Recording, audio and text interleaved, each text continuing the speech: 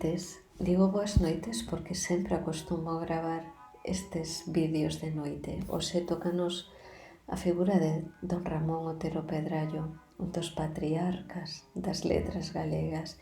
Vedes por estas datas que tivo unha vida moi lonxeva. Lonxeva e tamén intensa.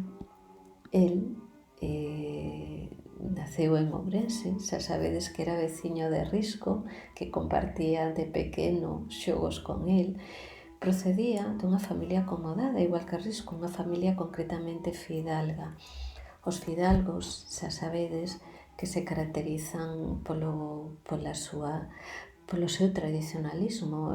Eles vían no absolutismo unha defensa dos seus intereses fronte aos novos tempos da Revolución Industrial. Pero este non era o caso da familia de Otero. A súa familia era culta e tamén liberal.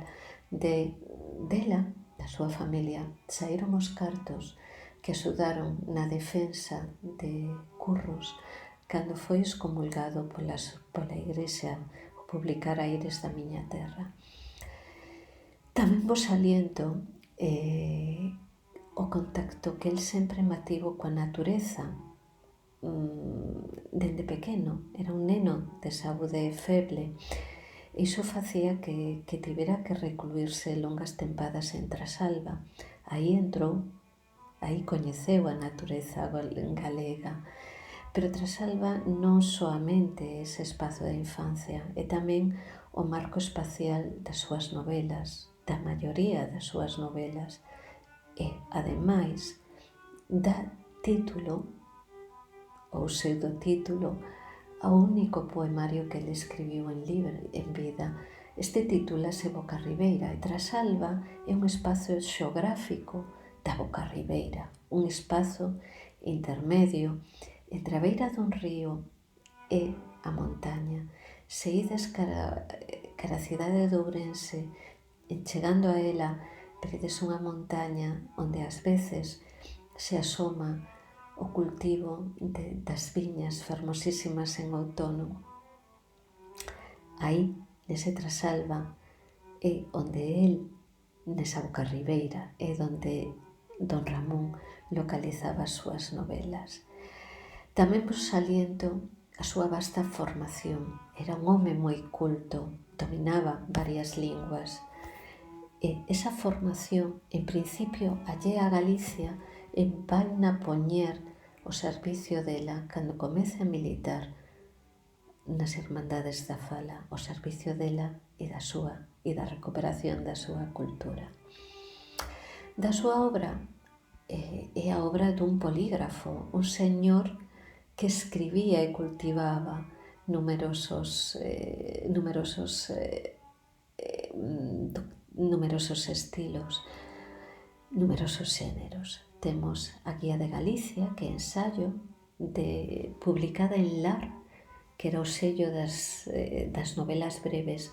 Temos Pantelas Home Libre, a Boca Ribeira, o único poemario que escribiu en vida e da que xa vos falei antes, e o teatro que da Lagarada, ese teatro que ten tanto que ver, polo menos na súa concepción, co que opinaba, co que defendía Castelao. Da súa obra narrativa, que é o aspecto no que temos que afondar, dividímola en dúas grandes partes. Unha localizado nas narracións históricas realistas. Son novelas que están localizadas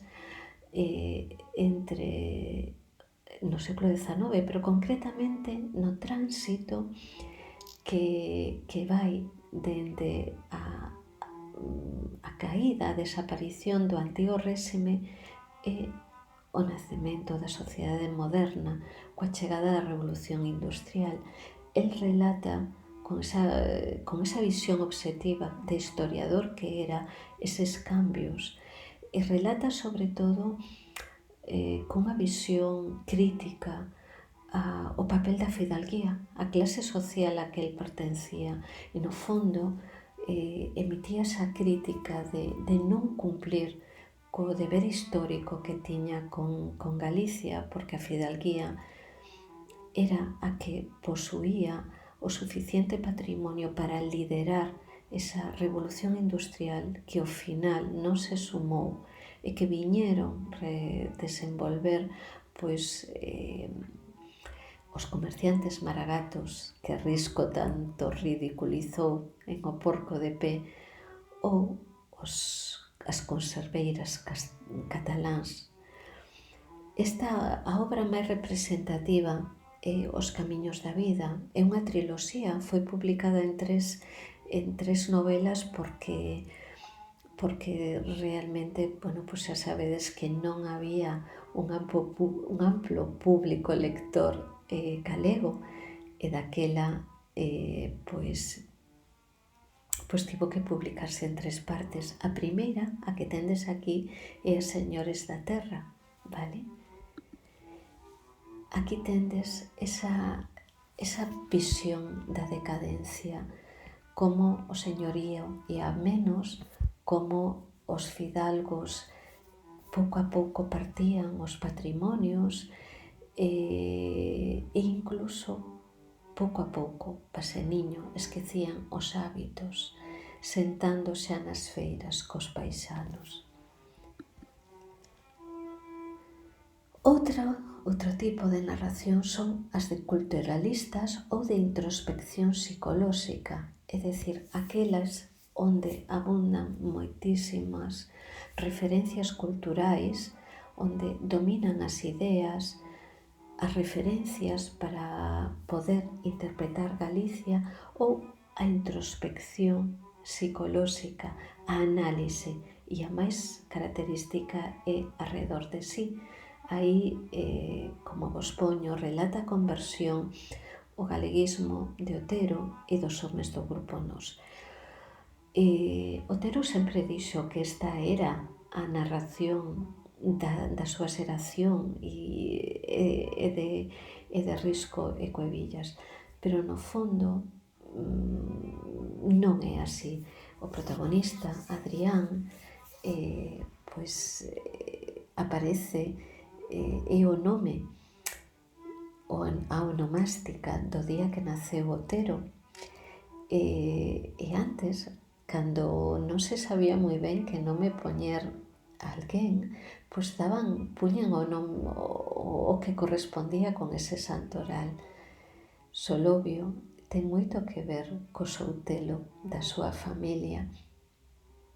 Por outro lado, a conversión que relata, ese proceso duro, casi agónico de crise, é no fondo a súa propia conversión. Pero bueno, Otero, que sempre foi un home moi xeneroso, decidiu adxudicarllo tamén aos seus compañeiros do cenáculo ourensán.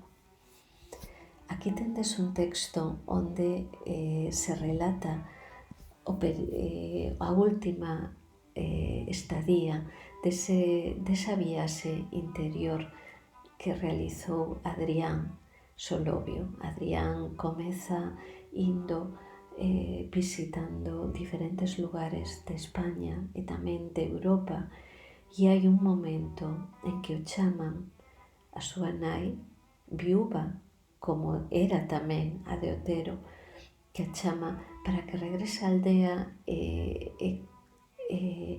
e acompañe o seu tío cura.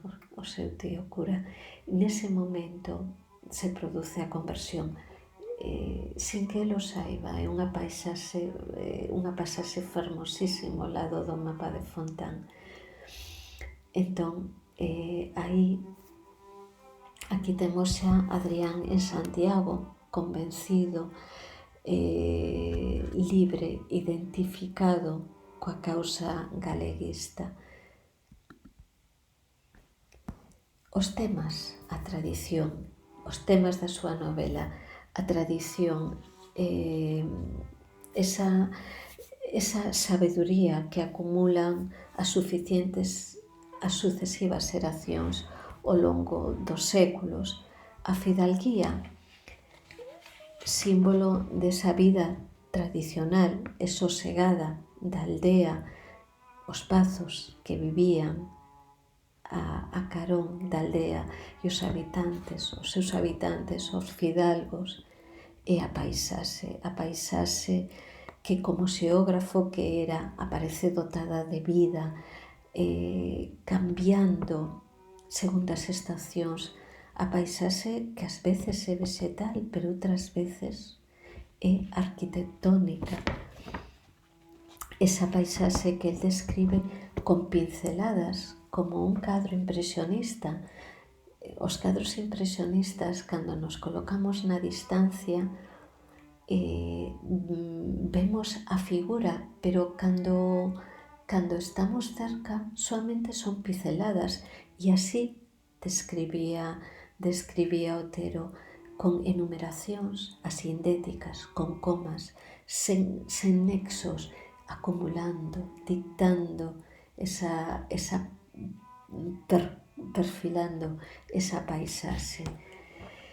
Os estilos, pois temos ese estilo épico que abonda a frase curta, a elise, é dicir, a omisión de partes, a concisión que combina con parágrafos longos, con abondosas imaxes, sobre todo imaxes unidas a personificacións. Entón, cando el describía grandes e longas pasaxes, de cando en vez utilizaba pequenos treitos con frases curtas para